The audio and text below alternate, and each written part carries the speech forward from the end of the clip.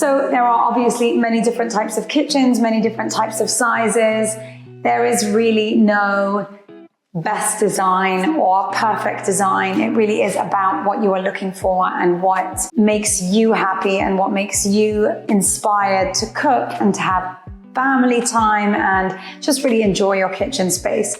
Of course, depending on where your kitchen is, you'll want to accommodate for those areas around it. But, just in general, there is really no perfect kitchen. Having said that, these are definitely 4 of my favorites. We are in a very bright kitchen, which is the one just behind me here. There is a lot of white cabinetry. There are mirror inlays. It's a very simple finish. There's a black simple worktop, so there's a lot of contrast in here, but it does feel very clean, very fresh. And I think a lot of people feel like a white kitchen can potentially be quite a cold kitchen and a sterile kitchen. But actually, in many ways, if you do opt for a white kitchen, you can really play around with so much around that kitchen. So for example, in this particular kitchen, you can see even just behind me, you've got lots of florals going on. It's the easiest way to dress up a really lovely kitchen, to give it some warmth with some natural products. So with some natural planting, flowers, even sometimes dried flowers or faux flowers. In this kitchen, there definitely is a white on white in terms of layering. You've got white cabinets, white floors. We've even got these white chairs. And we really wanted to kind of go all the way and play with that theme and pull it all the way through. So another way in this kitchen, which was really interesting and a great way to break up that feeling of, complete white layering, was to have these really beautiful Macassar ebony darker doors, to have them really sit in a contrast against the bright white. And I think a lot of people can be frightened to, try out a completely different contrast color, but I think it's a perfect opportunity to do it, and it really adds that depth and that sort of volume of design into that space. Is to add lots of different layering, shelving that's open, cabinets, top cabinets or taller cabinets that are also display cabinets. So rather than just having closed cabinets at the top, to have some of them open, to have some of them in glass. So really just layering up the different features of design can really break up a completely white kitchen. Moving on to the next kitchen, and that's actually my office kitchen.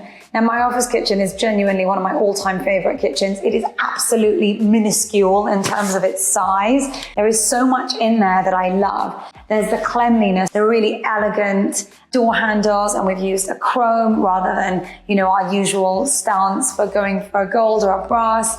We've then finished it off with this incredibly elegant arch. And not only have we got this lovely arch, but we've filled that arch in with a really stunning stone. The arch and the natural organic feel of that arch almost breaks up the feeling of the white. So again, just kind of promoting that theme of organic, of nature, bringing the outside in, always has this really beautiful effect on a clear, clean white color. That I think really worked well. As many of you will know, I recently did a declutter video, which will be somewhere up at the top at the end if you want to have a look at it. But in terms of the adding in the natural organic feel, you can of course add in some rattans, some timber, so that even through your accessories, you can add in warmth and depth. I really wanted to try something new out with this particular kitchen. And again, like I said, instead of going for brasses and bronzes, I wanted to really stick with a chrome finish because I think it really elevates that white look and makes it feel very, very smart.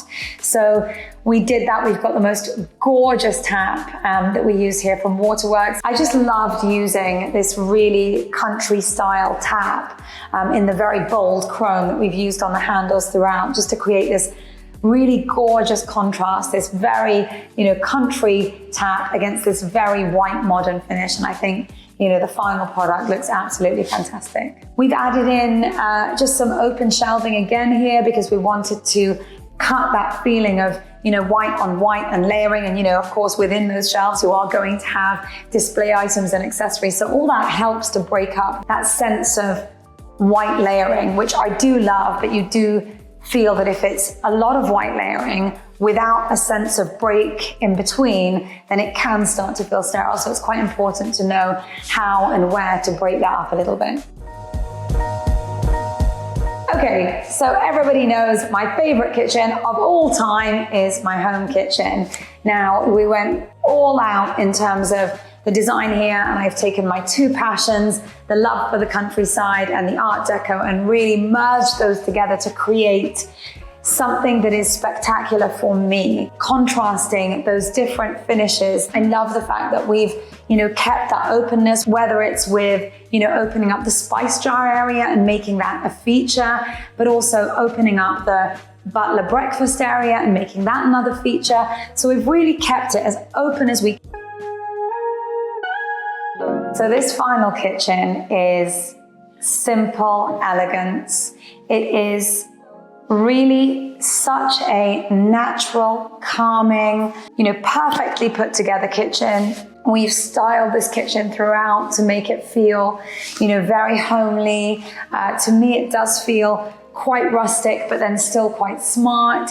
This is definitely one of those kitchens that feels very glamorous. There are layers upon layers of detail here. There's a really gorgeous reading in the top doors.